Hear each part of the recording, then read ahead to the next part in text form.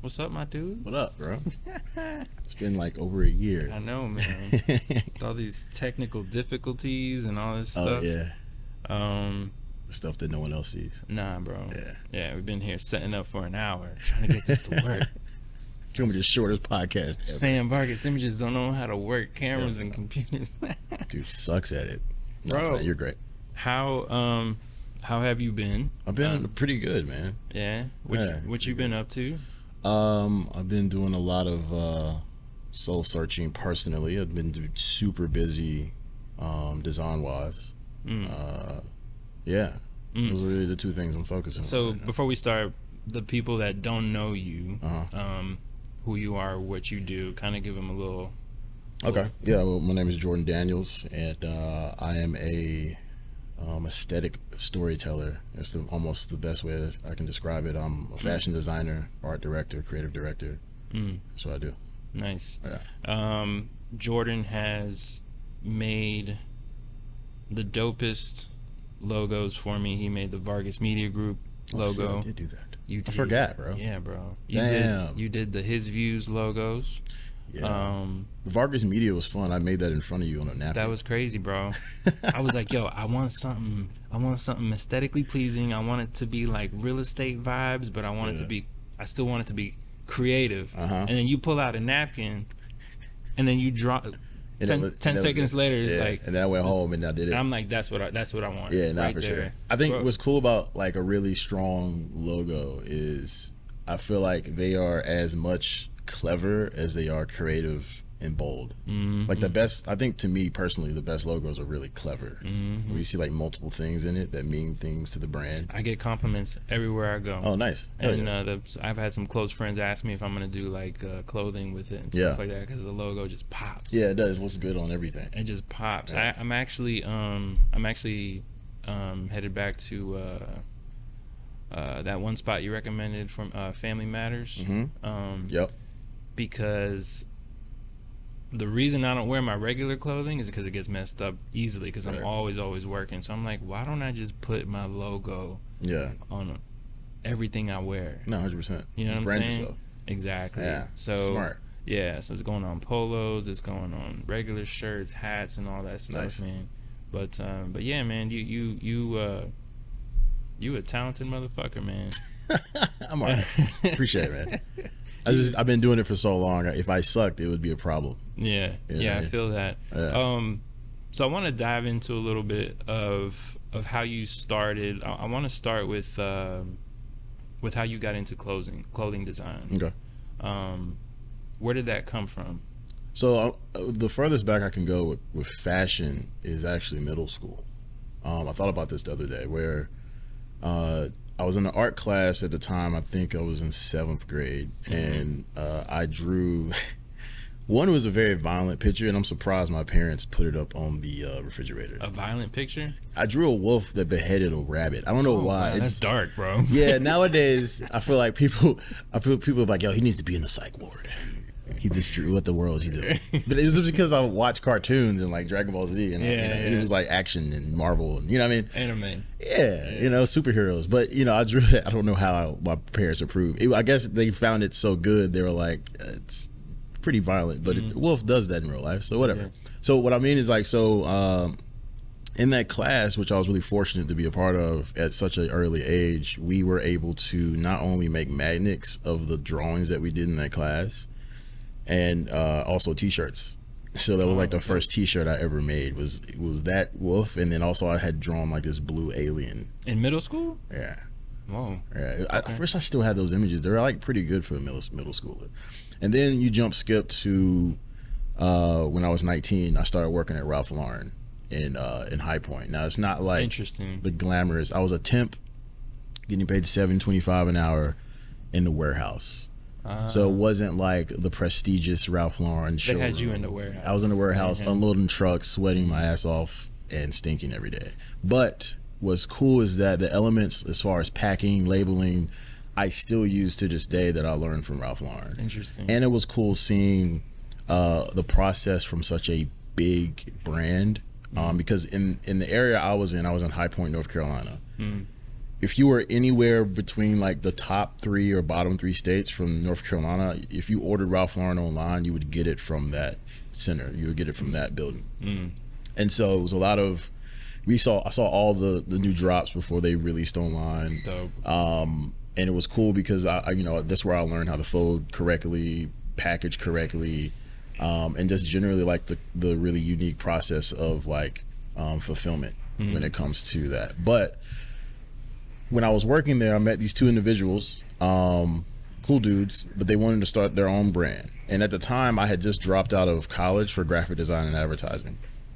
And I was young, 19, 20, still trying to, like, how am I going to monetize my art? This is what I want to do. But I don't know, it's so many lanes you can take with design or art in general.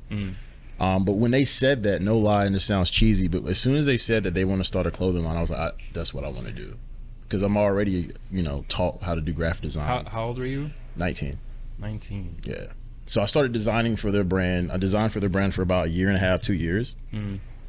Unfortunately, their brand was cool. It was like an action sports brand. Because at the time, you got to realize the brands that were out were like LRG, Crooks and Castles, 10 Deep. It was very like streetwear, but like still like, that's when streetwear was still about skateboarding. But also it kind of merged hip hop in a little bit. It was like on its way to what it is now. But I was designing for them, made a few collections with them, but they didn't take the necessary risk or the procedures you need to make for a successful clothing line, because it's so difficult to make it in fashion. So the last year that I was with them, I was actually developing Equinox, my brand. Nice. And that was when I was 21, back in 2011.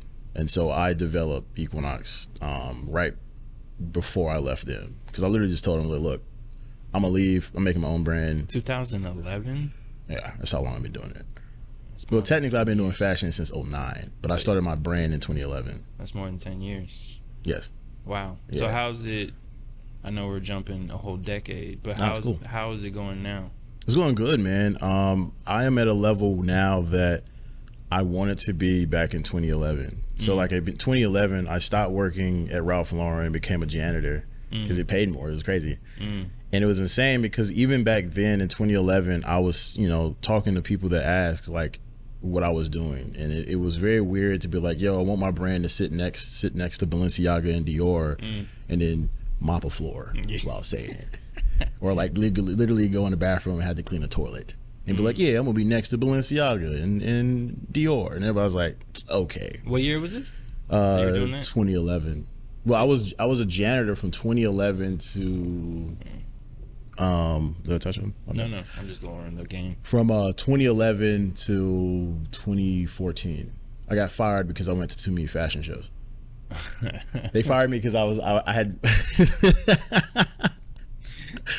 For real, like it was 2014. Between 2014 and 2015, I was going and showing in fashion shows, like in New York, and this is why I lived in Greensboro. I did a couple down here in Charlotte. But after that trip from New York, they're like, yeah, you gotta go because you're missing too many days. At what point did you kind of look at it and you were like, okay, I have something here. I can finally, because starting a business, 1, is scary. Yeah. 2, it's very hard. 3, you have no idea where it's gonna go, because most businesses don't see return of income or return of profit, return of investment. Excuse me, I can't talk today. They don't usually see it for 5 to 10 years. 100%. So at what point were you like, I got something? First shirt I made.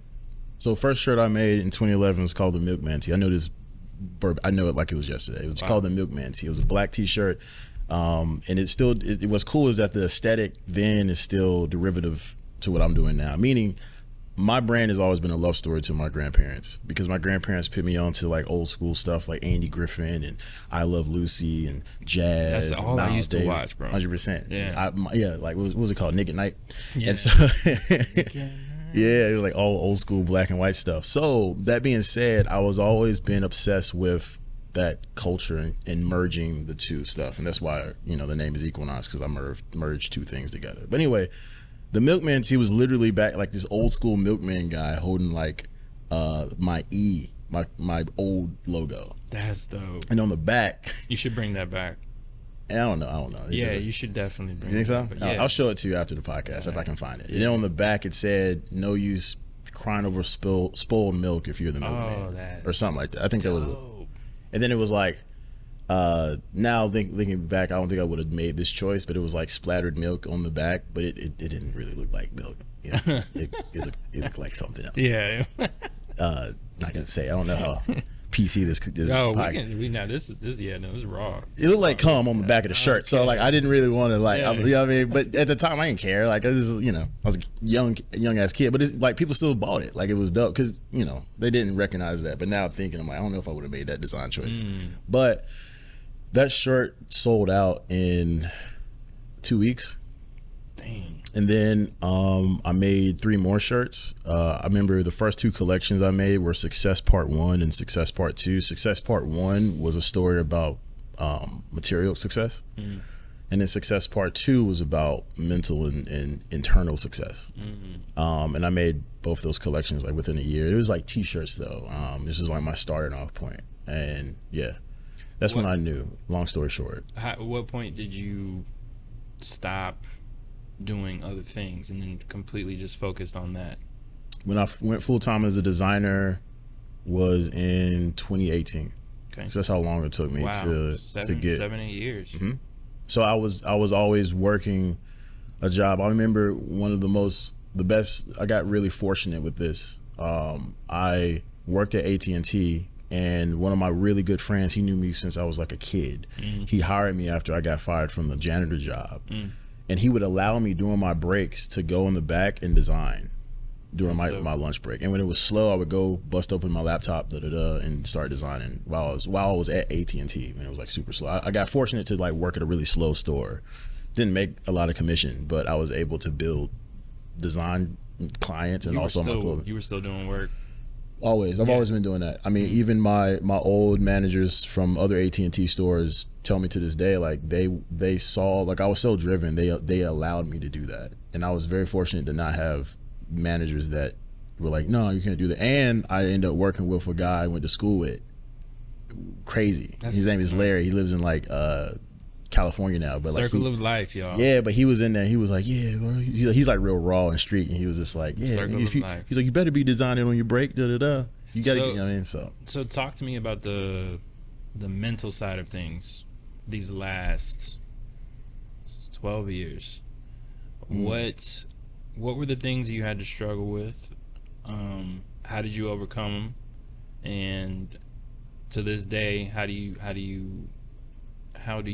handle all of that? Because being a business owner is stressful enough, but being a creative and paying your bills with your art and with your creativeness is a completely different thing, because you put a lot of emotional effort into your work, and a lot of people don't see that. They don't see the emotional side of being a creative that pays their bills with their creativity. Right. So how have you dealt with that? How do you overcome those specific challenges? And if you can mention what those challenges are. I think for the last decade, the challenges would be extreme isolation, and it may not just be physical isolation, just not feeling like anybody can relate to you. People, without saying it, like I'm a big dude, so people don't really say much. They don't talk much shit in my face, but you can feel, even when explaining what you do to people, they're like, okay, that's not real. It's kind of bullshit. He's really just bullshitting, blah, blah, blah. Extreme feelings of doubt, wanting to quit, knowing that not wanting to quit, but feeling like you have to because you're not making any bread and da-da-da. Because honestly, with fashion, you might be better just burning money. It's extremely expensive. I've been screwed over by manufacturers. In a month, I lost $10K because the manufacturer just didn't communicate with me and didn't send any of my shit. And they're overseas. I can't even contact them. You can't do anything about it. Can't do anything. And so, of course, you deal with some forms of depression. But here's the thing, man. And how I deal with it is I don't chase I don't chase happiness. I chase fulfillment. Happiness and sadness are fleeting. They all come and go. And so you should appreciate them when you have them. But I chase fulfillment because at the end of the day, even the thing that I absolutely love waking up and doing is not always 100% happy. It always, like, it's very, it's very stressful. You're not always 100%. I mean, shoot, people who love their kids aren't 100% happy with their children all the time, but they love them. It's the same thing with this, where it's like, I don't really ever want to chase the thing that I know is going to come and go. I chase being fulfilled. And that's honestly what's gotten me through this, and absolutely loving what I do, because I can't really remember a day that I didn't design something. You know what I mean? And one thing too, I think the second part of this is more on a personal level, but I've really been working on this for the last 7 months with me just being by myself with my crazy ass dog. Dude's a crackhead, but really trying to, instead of just only building my craft, building my character as a person. Because like, what was interesting, I had and I may be rambling. No. A month ago, my boy Kyle invited me to a school. I forgot the name of the school, but it's an inner city school. It's like majority black students, which is awesome. I love talking in front of black students. They all are very attentive, despite what everybody else says. There's an ex-NFL player that talked before I went up, and he says so. He had the students. He asked them, like, "What do you want to be when you grow up?" And then everybody was like, "A nurse, NBA player, a doctor, designer, He was like, "Oh, cool, get it right." He was like, "Cool, y'all said careers, and none of y'all say y'all want to be better people." Ooh, damn. And I feel like nowadays we are such in this weird entrepreneur. Everybody's an entrepreneur, which means no one really is. Anybody can put anything under your bio. We're pushing this thing about working for yourself, which I agree with, of course I do, but we aren't simultaneously pushing people to be better human beings. I have been around really talented people who are extremely shitty human beings, and I will never work with them again. I would rather hang out with somebody that has the normalest job, like super normal job, normal dude, normal girl, whatever, but is a decent, honest, reliable human being. I think what you touched on right there, not teaching our youth, our next generation, to be better people. I think social media has a lot to do with that. 100%. Because, and I say this a lot, but it's because I truly believe it. Social media paints this picture that everything it's all good. It's easy. You just, self-belief and, do your own thing and entrepreneurship and blah, blah, blah, blah, blah. But how do you do all that stuff? Look, everybody's bragging. Everybody's brags like they take the picture in front of the car. They take the picture in the club. The car they lip singing the trap song with the bottle and every weekend you see it on almost every story. Taking a picture of the nice. I film it. I used to film it. You're in this. You're in that space, taking a picture of the food or the pretty girl, the pretty dude on the vacation. But no one's doing that. No one's bragging about their character. Because I don't believe that people don't have good character. I believe that it's not encouraged as much. Like we should be pushing. We can push both simultaneously. You know what I mean? I feel like one doesn't just have to be, career motivated and a dog. A lot of people think about entrepreneurship. They think of like Steve Jobs. Oh, he was ruthless and he cut throats. And he was Steve Jobs. Yeah, he was terrible to people. Yeah. Like at least I don't know personally with his family, but at least to his workers. I mean, you know what I mean? And so like that's clearly a character flaw. But like you can be. I think I watched a movie about him. He was like, you can be a decent person and hella talented. You don't have to be this cliched ass pretentious designer, photographer, model, whatever. You know what I mean? And I mean, we were talking about this the other day when I hit you up. Yeah. That, I was raised in a particular way to believe that everyone's good, that everyone is a good person, that you are going to be treated as good as you treat others. And the people that I never thought would be people that would not treat me well are other artists, people in my industry. Those are the people that I thought were going to be the most welcoming, the most kind, people that want to support me in my work, people that want to work alongside with me. And man, these last 5 years have taught me everything but that it's not like that. Metaphorically, you're never betrayed by your enemy. It's always your friend. All the time.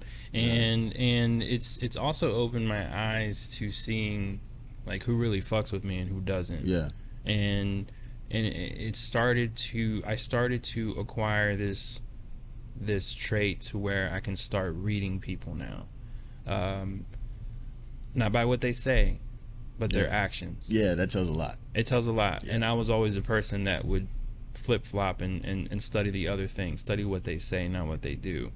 And when you turn down the volume and just analyze the movement and seeing people's actions, what they do, man, it paints a completely different picture. Yeah. It's like that's the real fucking world. Yeah, I mean, the world is not a pretty place. So I don't like the fact that a lot of, even nowadays, like artists back in the day, and I sound like that old dude. It's like back in my day. But for real, like even it wasn't even that long ago. I remember 15 years ago, some of the most celebrated local artists, whether it be musicians or whatever. Sorry, my head just hit the headphone. They painted a picture that wasn't always gorgeous. Because they were being honest. And I'm not saying to be an artist or to be honest everything's ugly. It's not the case. But you know, I think what's happening with social media is that people are aware subconsciously that it's all fraud and everybody's kind of lying, even though we're all kind of playing the same game and trying to one up each other with aesthetics, And so when someone like you or me or whoever tries to have an honest conversation or make an honest piece of art that's not completely gorgeous, it's kind of raw, it might be dark, they are attracted to that because I think people at the end of the day, no matter how weird the world gets with social media and whatever, people still want authenticity. And that's why like people are so drawn to certain paintings, they're so drawn to certain movies that make them feel something raw. I mean, there's a reason why you know, tragedies are popular on streaming networks is because that's kind of real. I mean, at the end of the day, and this might get kind of dark, everyone's life is going to end in tragedy. Every human being on this earth will die eventually.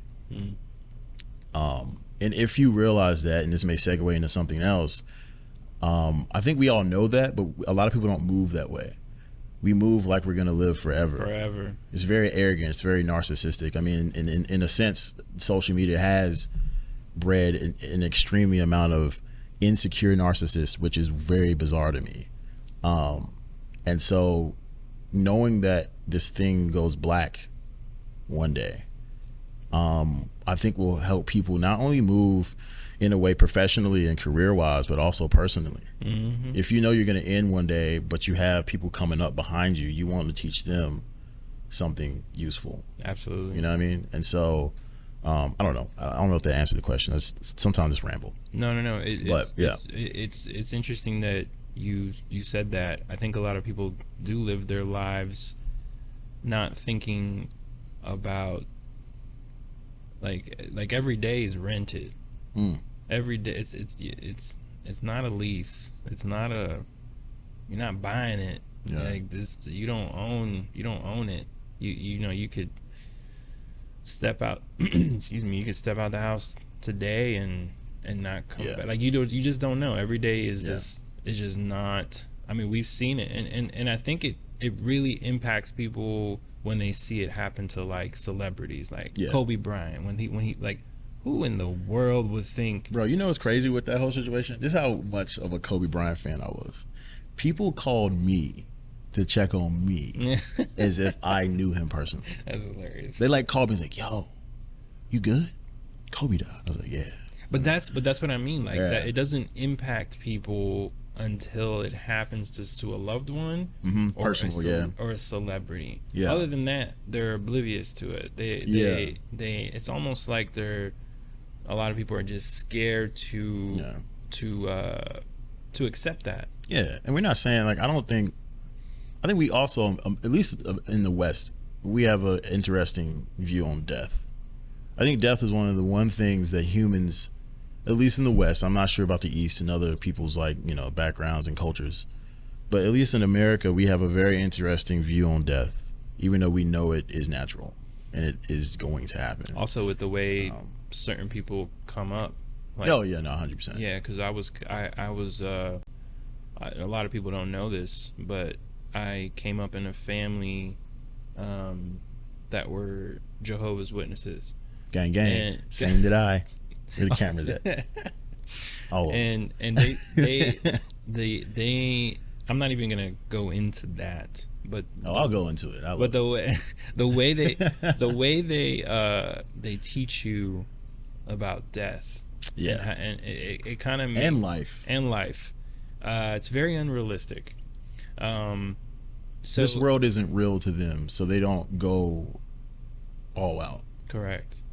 Which is, I mean, look, I was in it from 0 to 26, so I was, born and raised in it. It's hilarious.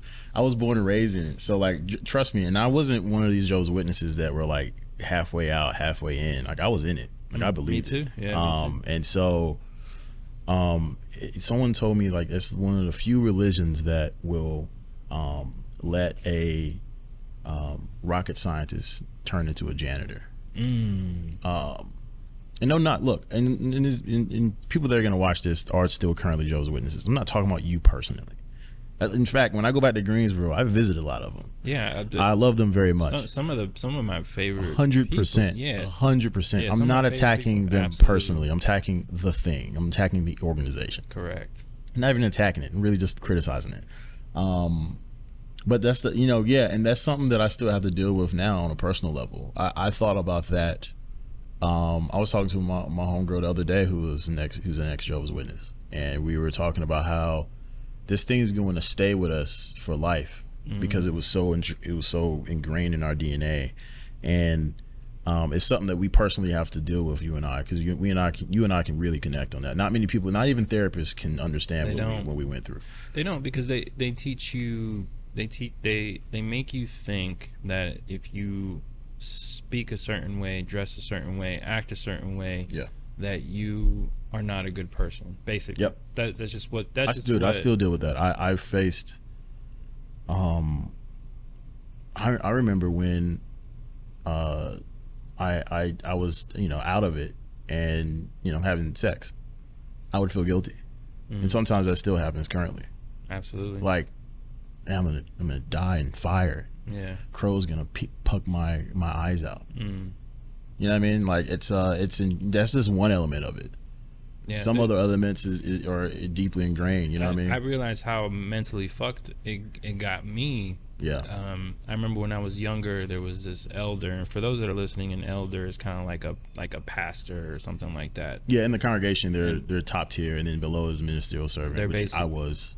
Yeah. And then you have like pioneers. They're basically the bosses, quote unquote. Anyways, I remember my mother was having a lot of issues with me that I kept bringing up my father, who wasn't in the picture, and she, she would kind of brush it off after a while and not kind of answer my questions, valid questions, as to why he wasn't here, what's going on, blah blah blah. And one of the elders comes up to me and he goes, "You need to stop using the excuse of not having a father. I grew up without a father, and look at me. Look at how good I'm doing.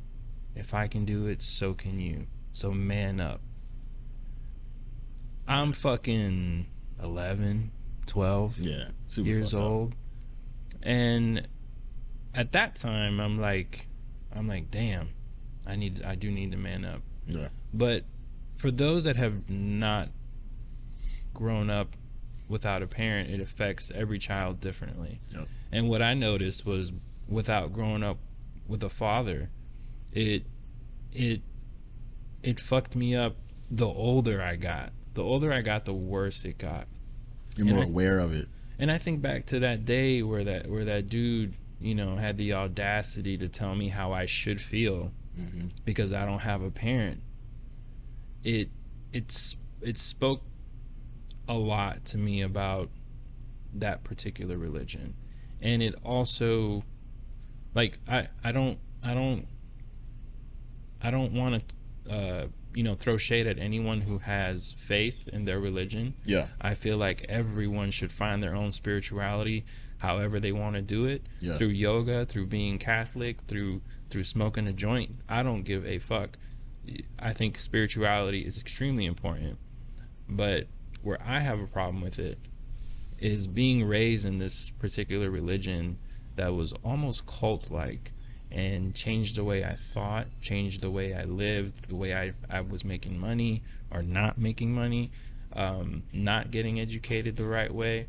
It really does affect people in a deep mental and emotional way. I love how you said almost cult-like and then described every element of what every cult is. It's like almost. Like you just said it's a cult. Yeah, basically. I say it straight up. Look. Yeah. Last time I saw my parents, which was like a year and a half. They don't call me whatever.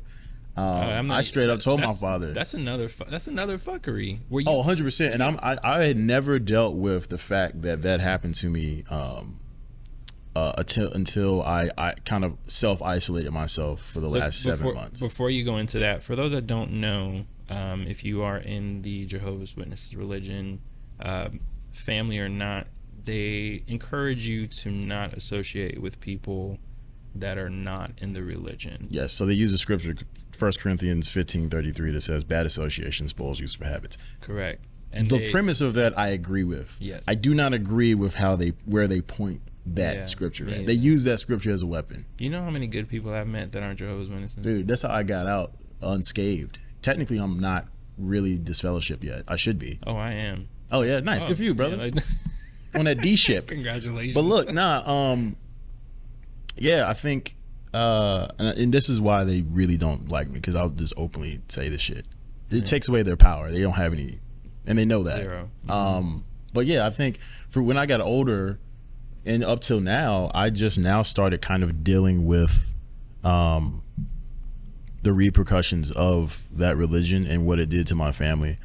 And look, I told my father this when I last saw him, and I was saying pretty much the same thing to him without the swear words. I was pretty much, criticizing how we were raised because of the religion. And he kind of got a little bit apologetic for certain things he did personally, but I had to stop him and be like, look, all that being said, two things can be true at once. I would never change how I was raised because I wouldn't be who I am right now. Correct. And 100%. I know you and mom did the best you saw fit. Correct. Even though I can criticize the shit out of it. Correct.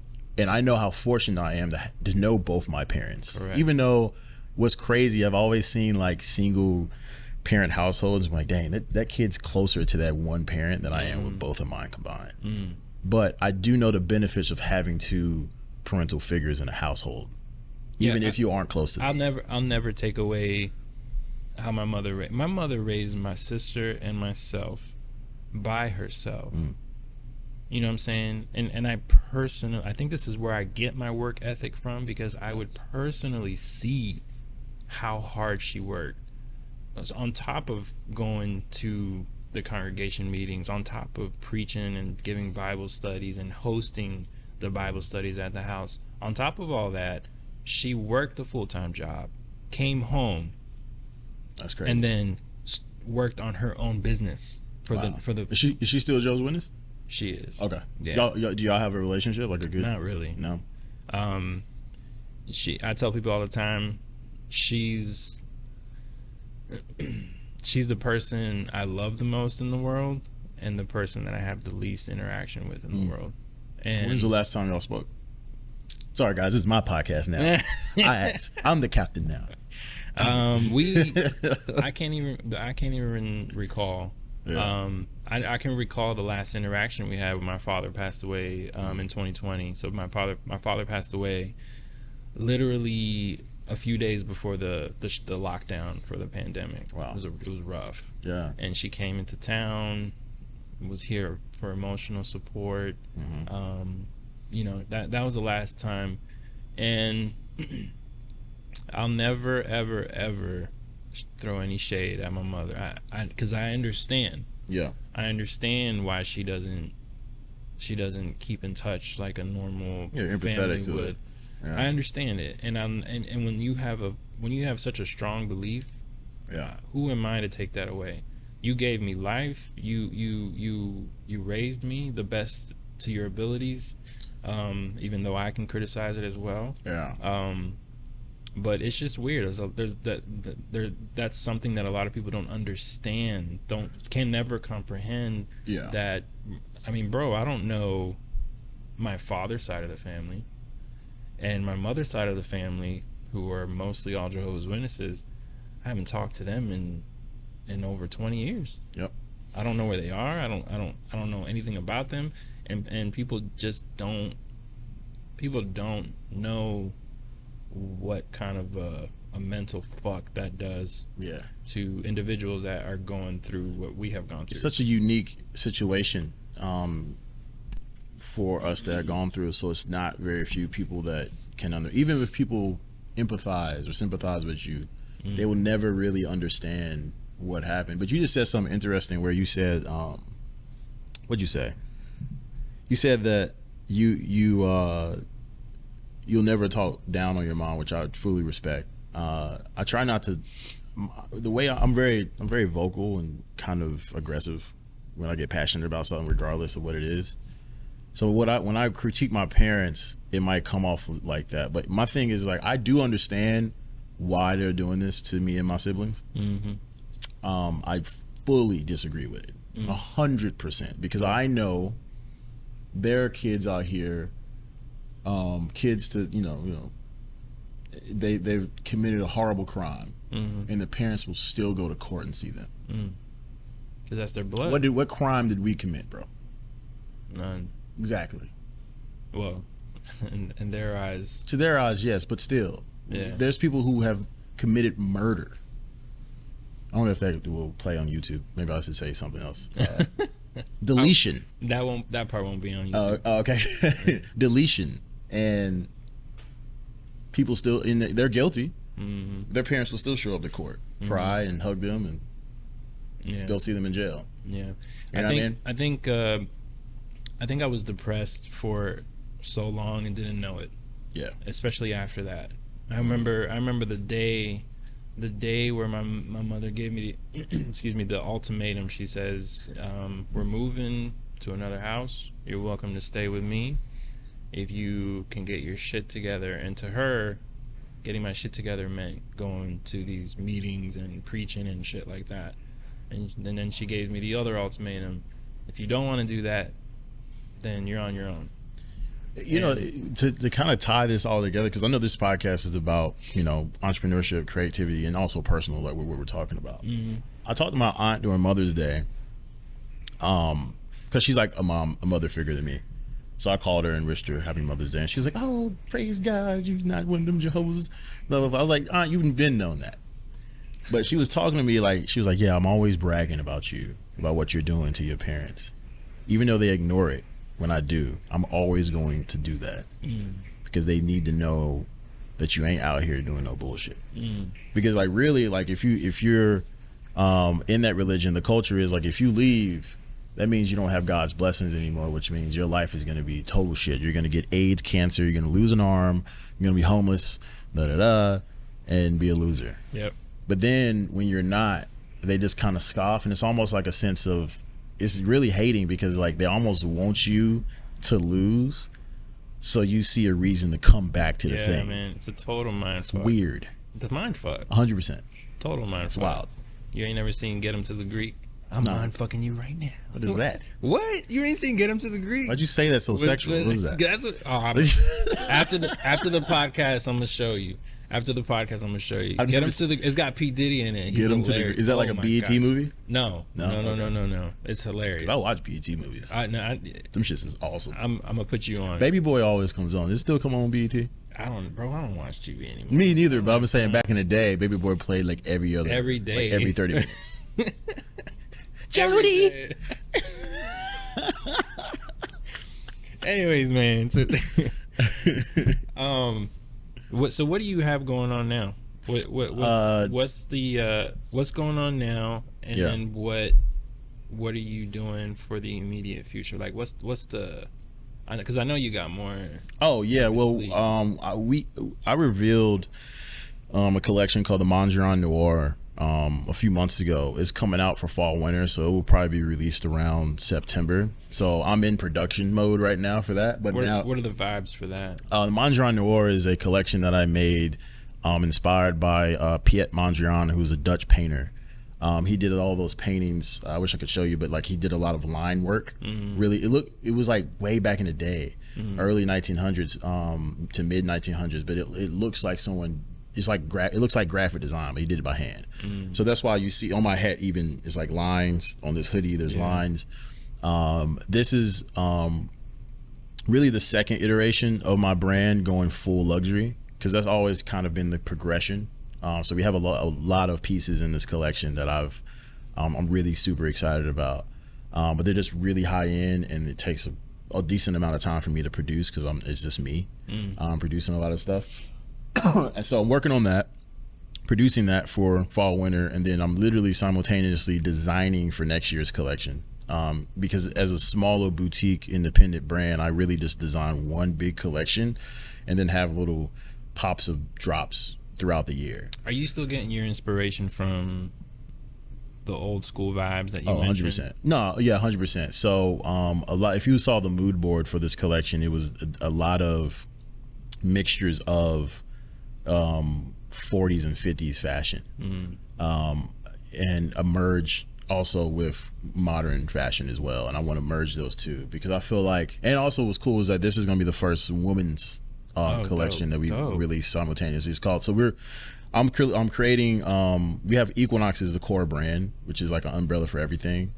The woman's side of Equinox is called Equinox Femme, which is French for woman. That's dope. And so the idea for both man and woman side of the brand is I want to bring back like taking pride in looking good. I feel like with COVID we kind of all got lazy and wore shirts but no pants and did Zoom calls.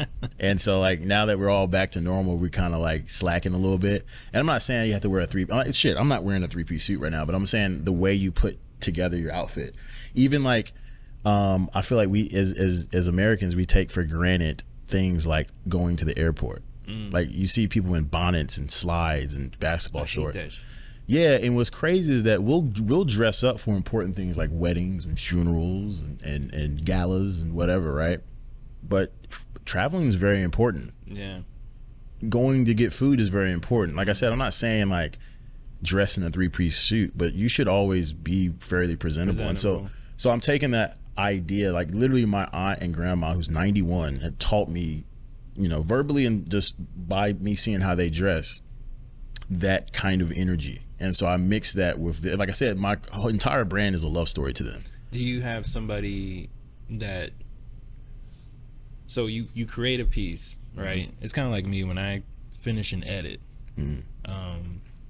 I go to my business advisor and I ask their opinion about it. Yeah. And she'll tell me, this is cool, this isn't, blah, blah, blah. Do you have somebody, or do you have a team of people that you kind of like, hey, this is my design, this is what I like, what are y'all opinions? So I have a team, very, very small team of 2 great females. Janny, who you know, and my homegirl Cass. Crazy ass Janny. Janny's wild. Janny is so good and wild at the same time. So Janny acts as my assistant. Real quick, I'm gonna blast her a little bit. Janny will be out drunk and I'll text her like, yo, I got 3 meetings tomorrow, 1 Tuesday, and and 5 minutes later, still like, wow, it will be in my calendar. That's hilarious. She's the GOAT for that, and it's hilarious. But yeah, Janny, who I've known Janny for 12 years. That's crazy. I trust her with everything. Like, Janny knows more about me than anybody on this earth. That's crazy. And then my homegirl Cass, who's my Cass. who's my copywriter. Awesome. Yeah, she's my copywriter, and so she writes how I design. So anything you see on our blog, anything you see in the magazine, and anything you see just verbally attributed to Equinox is most likely her. Dope. But I run ideas of them because I feel like they also not only just mentally but aesthetically fit the brand, and they have taste. And so like they'll tell me if something's stupid. Are you still offering graphic design work? Oh yeah, 100%. Okay. So I still do. Like I said, like in the beginning, I'm an art director. So that encompasses graphic design. Sometimes I play creative director on a lot of projects, depending if I'm like directing like a photo shoot or a video shoot. Still doing a lot of logo work. Still doing. Literally before I came here, we were working on a website for one of my clients called Shay. Nice. Shay Hair, it's a luxury hair extension company. I'm working with a developer personally on building code, and we did site mapping. So I do all that. So that's why it's kind of hard when people ask what I do. That's why I tell stories aesthetically, and so it's like and also if I said everything that I do, it comes off as kind of pretentious. Yeah. And so I don't really like always saying it. You know what I mean? Because it's hard to put in work. I'm a fashion designer, bitch. Do all that and more, motherfucker. All right, so to close out, I like to ask people, what advice do you give somebody who wants to do their own thing? I know there's like a whole book of advice. Yeah, I know, right? But what's one, if there was one thing that you could tell somebody who is about to start doing their own thing or want to start doing their own thing, following their dream, their goal, whatever the case, what would that be? The best, so many things. I don't know, after I say whatever I'm about to say, I'm going to go home like, damn it, I should have said something else. Take your time. I believe persistence and focusing on as few things at once that you can. So what I mean is, I see a lot of creatives that do everything. They're a model, they're a photographer, they drive Lyft. They also so accurate. You know what I mean? Like, there's nothing wrong with that, but you get your bread. Doing too many things. But they're doing too much. They're doing photographer, too much. they're a videographer. They claim they're a creative director. They're somehow a model. They're also I don't know, a gymnast and yoga instructor and all these other things. It's one, like, I can guarantee you, instead of hitting a tree in multiple different spots, it will never fall. If you focus on one spot, it'll eventually collapse.